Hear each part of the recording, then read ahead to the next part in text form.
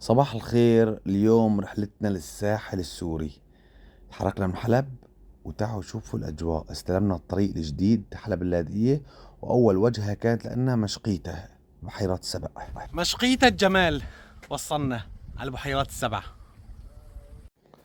طبعا تصورنا، أخذنا صور كتير حلوة بالمراكب وجلسنا بمطعم، وهي الإطلالة تبعت المطعم كانت بتجنن. بعد تحركنا من مشقيته رحنا على صلنفة، مشتهي على طلعة جبل. احنا هلا بساحة صلنفة. طبعا كنا عم ندور على كافي مشان نحضر المباراة النهائي بين اسبانيا والارجنتين. القهوة كانت فل.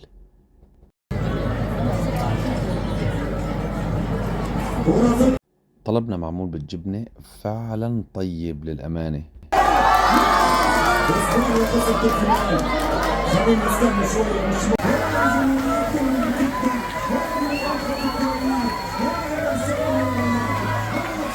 طبعا بعد يوم طويل أخدنا بيت وحطينا راسنا ونمنا عشان في تاني يوم ونشوفوا وين حنروح.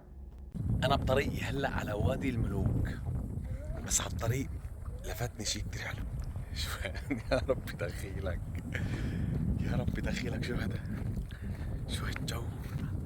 في بحيرة هنيك. يا إلهي على المنظر ما أحلاه. وهون وصلنا على وادي الملوك. يعني حرام واحد يشبه شيء بالجنة، لا ما في شيء مثل الجنة، بس شوفوا لي على هالمكان وادي الملوك.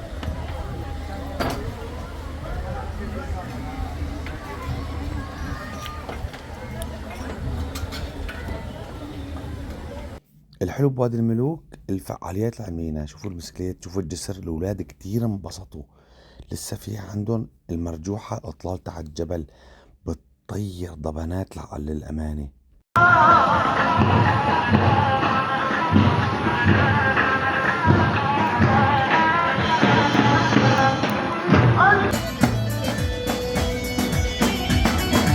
طبعا بعد هالتعب كلياته صار بدها غدوة مرتبة مع هالأطلالة. شوفوا لي الوضع. بعدين نزلنا على طرطوس، جينا على مطعم فهيم أفندي. للأمانة الأكل عنده كتير طيب وكتير نظيف ومرتب. أخدنا فندق وهلأ بجي تاني يوم. صباح الخير من طرطوس، طرطوس الجميلة، طرطوس البحر، على جزيرة أرواد. يلا وماشي بجزيرة أرواد حيث حالي كريستوف كولومبوس. عم نستكشف. طبعا هلأ راجعين من أرواد رايحين على الكفرون ومشتى الحلو. نحن بالكفرون عند أبو وديع. ايش في بالدنيا شيء أحلى من هذا الجو؟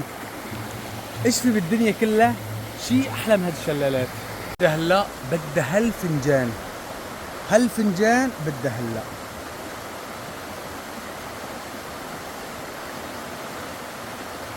يا عين.